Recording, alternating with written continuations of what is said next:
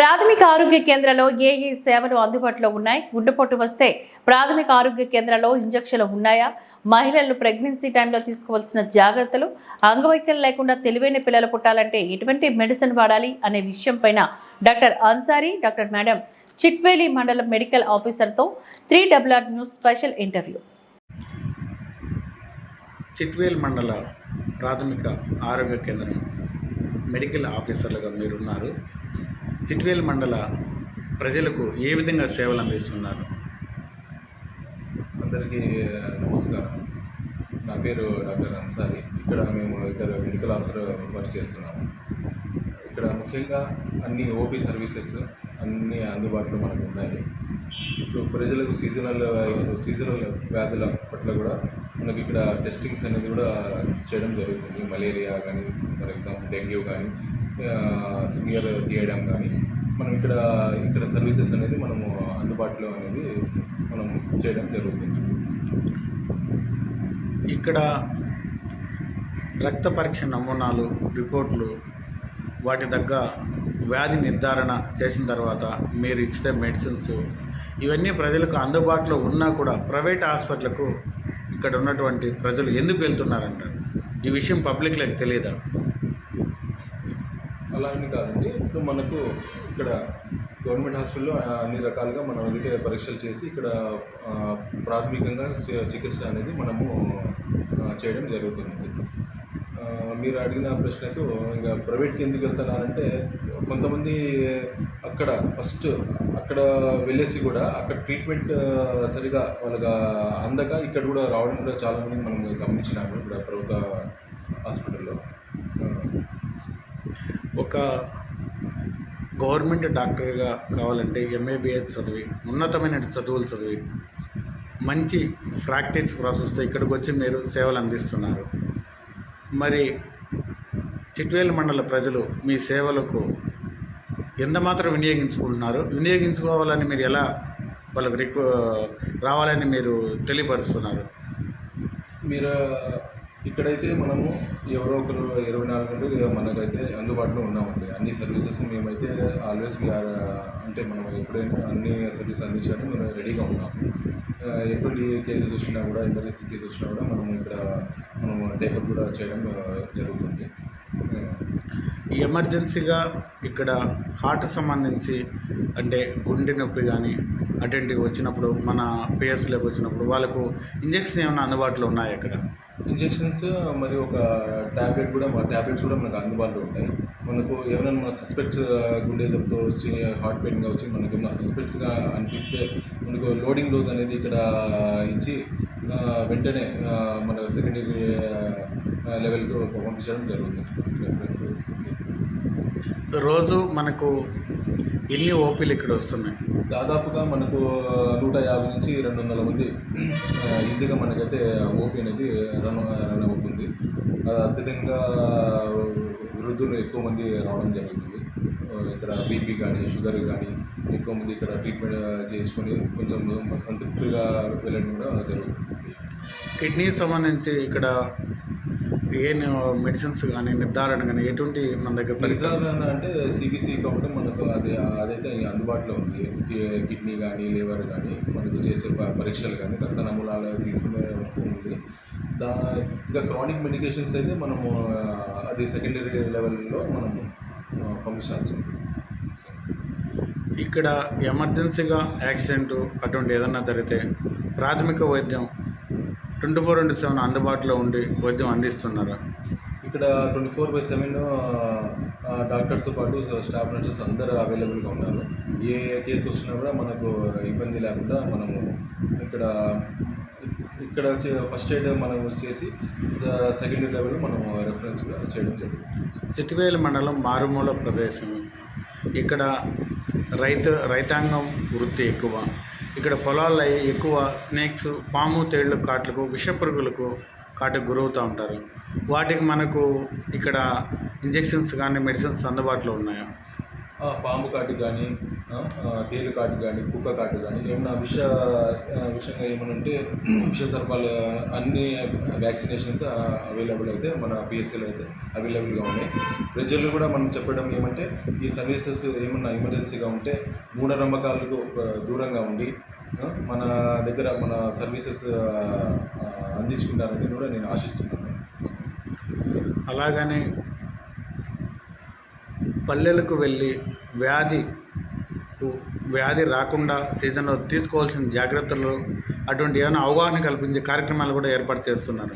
అక్కడ మనకు మన గ్రౌండ్ లెవెల్లో సిబ్బంది కూడా అందరినీ కూడా అలర్ట్గా చేస్తాం ఈ సీజనల్ వ్యాధుల గురించి. అందరు కూడా మోటివేషన్ చేయడము, ఫీవర్ సర్వే కూడా చేయడము, ఇళ్ళల్లో ఎక్కడైనా లార్వా కానీ ఆ విధంగా ఉంటే అది కూడా సర్వీస్ చేయడం కూడా జరుగుతుంది. మనకు ఒక కరోనా టైంలో సిచ్యువేషన్ ప్యానిక్ అనేది హెల్త్ పైన వచ్చింది. అటువంటి ప్యానిక్ వచ్చినప్పుడు ఎంతో కృషి చేసి ఆ ప్యానిక్ని కూడా మన వాళ్ళు బాగా పనిచేసే డాక్టర్స్ దాన్ని ఎదుర్కొని మంచిగా రిజల్ట్ తెచ్చినారు. అలాగని ఇప్పుడు వచ్చే సీజన్కు అటువంటి వైరస్లు కానీ అటాక్స్ కానీ ఏమన్నా ఉండే ముందు గుర్తించడానికి ఏదన్నా ఒక ప్రాసెస్ కానీ గవర్నమెంట్ నుంచి ఏమన్నా ఉందా? అంటే ఇంకా ఎమర్జెన్సీ సిచ్యువేషన్స్ అనేది మనకు చెప్పి రావు కదా. అది ఏమన్నా కానీ గవర్నమెంట్ ఆఫ్ ఇండియా నుంచి మనకు ఇన్స్ట్రక్షన్స్ అనేది అక్కడి నుంచే రావడం జరిగింది. అటువంటి వైరస్లు ఇప్పుడేం కనిపించడం లేదా? మనకైతే అది మనం ఐడెంటిఫై చేయలేదు కదా. అది అటువంటి లక్షణాలు ఇప్పుడు ఎక్కడ లేవు. మనకైతే ప్రస్తుతానికి అయితే అటువంటి లక్షణాలు అయితే ఏం లేవు.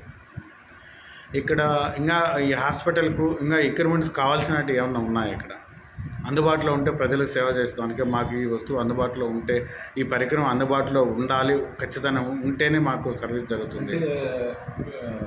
ఇంకా మంచిగా మనం పేషెంట్లకు మీరు సర్వీస్ సేవలు అందించగలరు అని. ప్రైమరీ లెవెల్లో మనకు ఉండాల్సిన అన్ని సదుపాయాలు అయితే మనకైతే అవైలబుల్ ఉన్నాయి. అదే మిషన్ మనకు బయోకెమిస్ట్రీ అనలైజర్ ప్రస్తుతానికి అందుబాటులో లేదు. పై అధికారులకు కూడా దీని గురించి మనం తెలియజేశాము. అతి త్వరలో ఆ మిషన్ కూడా మనకు అందుబాటులోకి వస్తుంది. అది అందుబాటులో లేని దానివల్ల పూర్తి స్థాయి మనం మనకు రక్త నమూనాన్ని చేయలేకపోతున్నాము. అంటే మనకు ఉండే దాంట్లో, మనకు అవైలబుల్ ఉండే దాంట్లో మనమైతే చేయడం జరుగుతుంది. ఇక్కడ టెక్నికల్ అసిస్టెంట్ ఏదైనా కొరత ఉన్నారా? ఇక్కడ ఏదైనా ఇంకా ఎంప్లాయీస్ ఏదైనా ఈ హాస్పిటల్స్ టెక్నికల్గా అయితే ఏమైతే కొరత అయితే లేదు. ఇక్కడ ఎంప్లాయీస్ అయితే అందరూ ఫుల్ ఫ్లెడ్జ్గా అందరూ అయితే ఉన్నారు. చిట్వేలు మండల ప్రజలకు మీరు ఏం చెప్పదలుచుకున్నారు? చిట్వేలు మండల ప్రజలకు మా సర్వీసెస్ మేమైతే ఎల్లప్పుడూ 24 hours మనమైతే అవైలబుల్ అయితే ఉన్నాము. అందరూ కూడా ఈ సర్వీసెస్ని మంచిగా ఉపయోగించుకుంటారని, ప్రజలు కూడా కొంచెం అవేర్నెస్ అంటే అందరికీ ఆల్మోస్ట్ తెలిసి ఇక్కడ అందరూ అందుబాటులో ఉంటారని, ప్రజలు కూడా కొంచెం వచ్చి మనకు మా సర్వీసెస్ యూటిలైజ్ చేసుకోవాలని కూడా మేము వాళ్ళని ఇది చేస్తాం. గర్భిణీ స్త్రీలకు, మహిళలకు ఎటువంటి సౌకర్యాలు ఉన్నాయి మన పిఎస్లో? గర్భిణీ స్త్రీలకు స్టార్టింగ్ నుంచి బ్లడ్ టెస్ట్ అన్నీ అవైలబుల్ ఉన్నాయండి. బ్లడ్ హెచ్ఐవి, బీసీజీ అనేది ఏఎన్సీ ప్రొఫైల్ అవైలబుల్ ఉంది. మేము బ్లడ్ టెస్ట్ చేస్తాము. ఏమంటే గైనకాలజిస్ట్ కన్సల్టేషన్ కూడా అవసరం అని సెకండరీ సెంటర్ రాజంపేటకి రిఫర్ చేయడం జరుగుతుంది. ఇంకా డెలివరీ పాయింట్ వస్తే ఎప్పుడు ఏ ఇబ్బంది ఉన్నా మేము అవైలబుల్గా ఉంటాము, చూస్తాము. ప్రైమరీ లెవెల్లో డైటేషన్ అంటే ఇంకా ఉండి బాగుంది, డెలివరీ జరుగుతుంది అంటే మేము ఆల్మోస్ట్ అన్ని డెలివరీ చేస్తున్నాము. ఏమన్నా హై రిస్క్ అంటే మొదటి కాన్పు ఉన్నా కానీ, ముందు సిజేరియన్ జరిగి ఉన్నా కానీ, ఏమన్నా బిడ్డ తిరిగి ఉండడము, అడ్డంగా ఉండడం దాన్ని అది ఉంటే కానీ మేము హయ్యర్ లెవెల్కి పంపిస్తాము. లేకుంటే ఆల్మోస్ట్ మేము మా స్టాఫ్ నర్స్ ఎక్కడే అవైలబుల్ ఉంది. రాత్రి 2 o'clock అయినా ఎప్పుడు అయినా మేము డెలివరీస్ చేసిన సందర్భాలు అయితే ఉన్నాయి. మేము ఆల్వేస్ అవైలబుల్ ఉంటాము. ఎటువంటి ఇబ్బంది ఉన్నా మేము ప్రైమరీ లెవెల్లో ఎంత అందుబాటులో అంత టోటల్గా ట్రీట్మెంట్ ఇస్తాము. మహిళలకు మీరు ఏం చెప్పదలుచుకున్నారు? మహిళలకు ఒక మాట చెప్పేది ఏముందంటే ఫస్ట్ వితిన్ 3 మంత్స్లో గర్భం దాల్చిన మొదటి 3 మంత్స్లో మా దగ్గర కొందరు రారు. వాళ్ళకు ఇప్పుడే చెప్పకూడదు, అది కొంచెం ఇది వల్ల వాళ్ళు ఫోలిక్ యాసిడ్ అనే ఒక టాబ్లెట్ మిస్ చేస్తున్నారు. ఎందుకంటే అది బేబీ పెరుగుదలకి first baby nervous system form అవ్వడానికి, బ్రెయిన్ ఫామ్ అవ్వడానికి అది ఆ టాబ్లెట్ చాలా అవసరము. అది కూడా ఫస్ట్ 3 మంత్స్లో తీసుకోవడం చాలా అవసరం. కాబట్టి ఎంత తొందరగా అయితే అంత తొందరగా ఇక్కడ వచ్చి కన్ఫర్మ్ చేసుకొని ఆ టాబ్లెట్స్ మీరు పెట్టేది కరెక్ట్గా రోజు మింగాలని నేను అదే ఆశిస్తున్నాను. ఎందుకంటే మా ఆశా వర్కర్స్ వెళ్ళినా కానీ వాళ్ళకు ఇప్పుడే కాదు, మేము ఇప్పుడే చెప్పము, అది ఏం లేదు, తర్వాత వస్తాము, ఇలాంటి చాలా వింటున్నాము. నా కంప్లైంట్స్ కూడా మా ఆశా వర్కర్స్ చెప్తున్నారు, మేడం వాళ్ళు రెస్పాండ్ అవ్వట్లేదు, రావట్లేదని. ఎందుకంటే మీరు ఫోలిక్ యాసిడ్ అనే టాబ్లెట్ మిస్ అవ్వకూడదని తొందరగా వచ్చి ట్రీట్మెంట్ తీసుకోవాలని నేను ఆశిస్తున్నాను.